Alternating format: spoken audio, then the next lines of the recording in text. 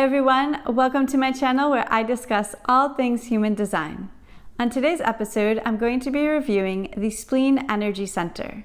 If you're new to human design, I've linked several resources in the description box below where you can learn more about human design for free. And if you've been following along, I've already released the Energy Center videos for the root, solar plexus, and sacral. Today, I'll be getting into the Spleen Energy Center. I will be continuing to put out videos on the human design energy centers, as well as other videos on lifestyle and human design and how we can use human design in our everyday life. I put these videos out twice a week, so make sure to hit subscribe. All right, with that, I'm super excited to get into the Spleen Energy Center because the Spleen Energy Center is an energy center that I have completely wide open. This means that for me, it's undefined and I have no gates attached, meaning that everything I have learned about the spleen, I have had to learn through study as well as really referencing and asking my friends and those around me what it's like. As you're following along, please let me know in the comments below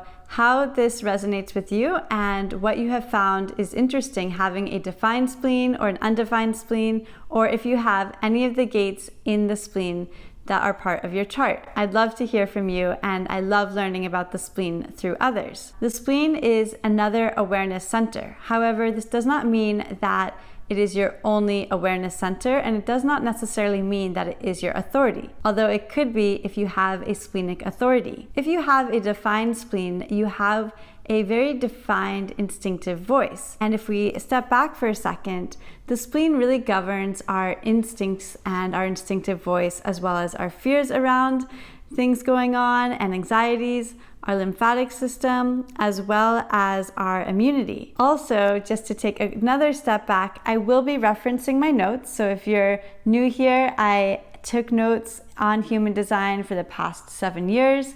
I'm still studying and I always handwrite my notes, and I will also be referencing the textbook as we get into the gates, so you have that for reference as well. I am using the definitive book of human design, The Science of Differentiation, which I will also link below. This is a textbook on human design that was co-written by the founder of human design, Ra-Uru. Now back to the Spleen Energy Center.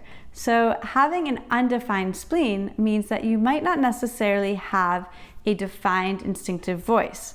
Versus having a defined spleen, you may have a very defined instinctive voice. In fact, you might actually make your decisions based on that instinctive voice. An example I like to use when discussing the undefined versus defined spleen is, let's say for example, you have an undefined spleen and you're in a store. You're there to pick up 1 box of cereal. You might notice in line that everybody around you has 3 boxes of cereals. So you might become influenced by the anxiety of not having enough, and also all of a sudden find yourself going back to pick up 2 more boxes so that you too have 3 boxes of cereal, even though initially you only came into the store for 1. This is just a silly example of what it might be like to have an undefined spleen where you might be magnifying the anxieties of others. This is why it's super important to understand your definition in human design when it comes to the energy centers, as if you have a defined spleen, you're going to want to be aware of when you might be affecting those around you in your environment, especially when it comes to your fears and anxieties and that fight and flight mode. And if you have an undefined spleen, you want to be super aware of when you might be taking on the fears and anxieties of others that are not necessarily your own. This is very similar to the solar plexus and taking on the emotions of others. You are not responsible for the fears of those around you. That's just a quick tidbit on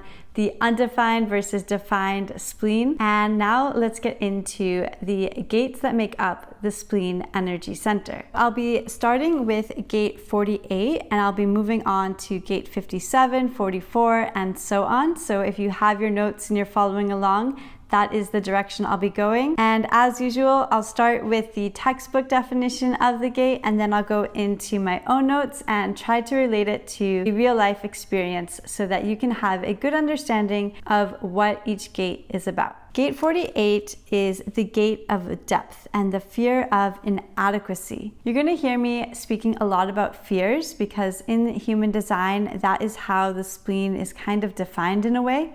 It makes up our fears and anxieties, which is how we have that fight or flight mode, and it's what makes up the instinctive voice. However, I like to see our fears actually as our superpowers, as the way that we can actually turn around this fear and use it towards our advantage. And I'll be going over each of these as I go through the gates. So in the textbook, the gate 48 is the fear of inadequacy.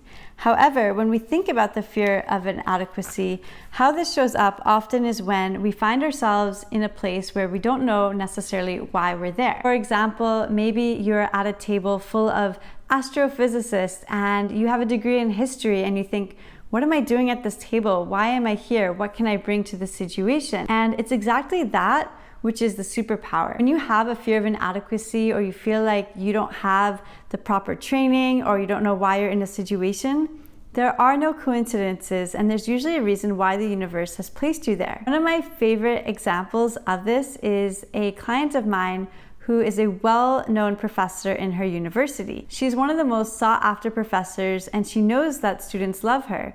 However, all of her colleagues have a PhD and she does not. And by not having a PhD, she compares herself to those around her and feels as though she's not worthy of being there, not worthy of being this sought-after teacher. However, when I worked with her, I actually was able to show her that it's because she doesn't have a PhD that people love her. It's because she is different. It's not that she is inadequate or not worthy of being a professor. It's actually the difference that makes her so special. So going back to that example of maybe you studied history and you're not an astrophysicist, it's because you studied history that you're going to bring something special to the table. So whenever you're feeling like you're inadequate, or you don't have enough training, or you don't know why you are where you are, try not to question it and instead embrace that you're there to make a difference and bring something new, maybe a new perspective or a conversation starter that would not have happened if you weren't there. The next gate is gate 57, and this is the fear of the future. Those that have a fear of the future often have this fear because they spend a lot of time trying to control the future. I often make the joke that if 2020 had to be a gate, it might have been the gate 57, in that as humans, we often are always trying to control our future plans. We always have plans for what holiday we're doing next, what we're doing next at work, where we're going to move, what we're going to do next, and we love planning. It's something that we do as humans. However, the universe, especially in 2020, reminded us that we don't always have control of what's next. And actually, when we let go of that control, we can help navigate the future, not only for ourselves, but for others. And so that's an interesting one, having the fear of the future and trying to hold on to it and trying to control it, and then realizing that everything happens in its own divine timing. And when we let go, we can let go of that fear and that stress, and we don't have to hold on, and just really be aware that everything is happening as it should. Something that my mom always used to remind me was that Monday is coming regardless of if you want it to or not. So spending time worrying about what's next and what's happening is really not worth your while. Having a fear of the future, you can change that by realizing that you can let go and rather navigate the future from a place of awareness that everything is happening as it should. The next gate is gate 44. And in the textbook, the gate 44 is about the fear of the past. Again, having this fear doesn't really serve us because the past no longer exists. However, many of us think about the past and think that nothing is ever going to change and that we're going to get stuck in the same pattern. However, if you flip that around, if you have the gate 44, you might realize that you're actually really good at spotting patterns and knowing what's happening next, because you're able to think about, okay, this is what happened in the past, this is what's going to come next, this is the trend, this is how I can prepare for what's coming next. So rather than worrying about the past and the past always repeating itself, you can actually prepare for the future ahead. After all, the only thing that actually exists is this moment right now as you're listening to this video. So by getting caught up in the past, you're only holding yourself back, and you really have the ability to spot and see what's coming. And so using that energy is going to help you navigate the future, just like the gate 57. Next gate is gate 50.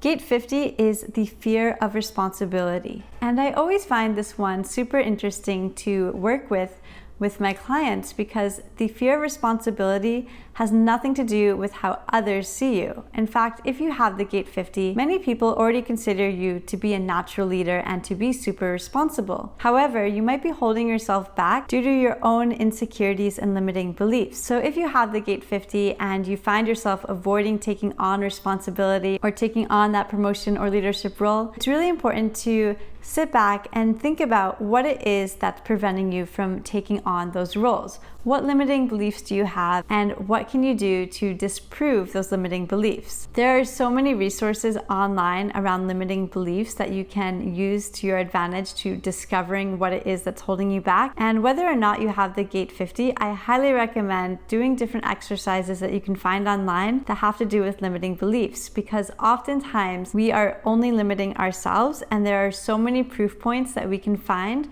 that show us that our limiting beliefs are simply not true. So if you have a gate 50, know that others already see you as super responsible, and really have a think about what it is that might be holding you back from taking on that extra responsibility. That's the gate 50. The next gate I'm going to speak about is the gate 32, which is the fear of failure. And isn't it funny that when we think about failure, that means we're actually able to reverse this and think about what success looks like? Those that have the gate 32 are especially capable of defining success. So it's super important, especially if you have a defined throat energy center, that when you are thinking about failure or bad things coming, to think about the opposite. Abraham Hicks does a great job of reminding us of this importance, because the universe doesn't know good or bad or negative or positive when it comes to energy, especially our thoughts and the energy around our thoughts. It just knows simply energy. So if you're spending energy towards thinking about what failure looks like,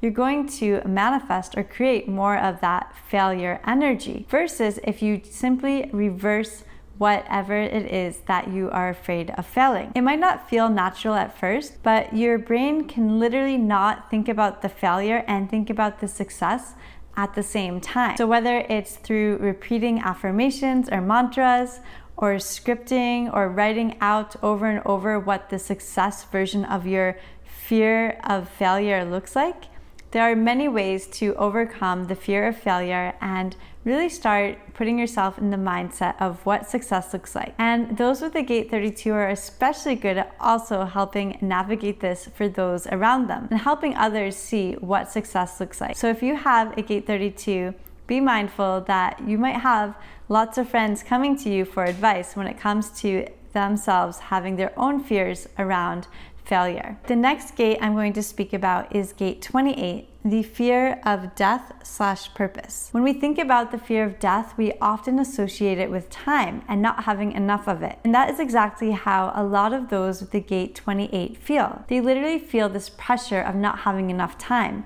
that can well up in their chest and make them feel very anxious. However, time is a man-made concept, and when you let go of trying to control time, you literally can manipulate it to work the way you would like. Many of us have had these examples, and it's super fascinating to realize that even though Google Maps tells you you only have 10 minutes to get to a certain destination, if you let go of the fear around not making it on time or not having enough time, more often than not, you actually will make it on time when you let go of holding on to that time constraint. This can be particularly stressful if you have a gate 28 and those in your environment don't, because you understand the concept of time very different from those around you. So just having that awareness that the way you think about time is different from others, it's going to help you understand this gate better. And again, reminding you that when you have that pressure of time and you're feeling like you're running out of it, simply take a breather, spend a few minutes getting quiet and going within and realizing that time is not real and that you have the ultimate control over it. The last gate I'm going to speak about is gate 18. Gate 18 is the fear of authority. And the reason why those with a gate 18 might have a fear of authority is because they're really good at understanding what makes a good authority figure. If you have friends that are looking to become team leads or authority figures, those with a gate 18 are really able to give advice as to what someone might need to do in order to become a strong authority figure. If you find yourself with a gate 18 and perhaps you're working alongside someone who is an authority that you believe is not necessarily the best fit, rather than trying to bring them down, try to uplift them and support them and help them navigate so that they can become a better authority figure. I hope you found this helpful. We went over the gate 48, which was the fear of inadequacy, and realizing that actually if you're in a place where you're feeling inadequate, the universe generally has put you there for a reason, so you're there to contribute. And we went over the gate 57, the fear of the future, and understanding that the future is much easier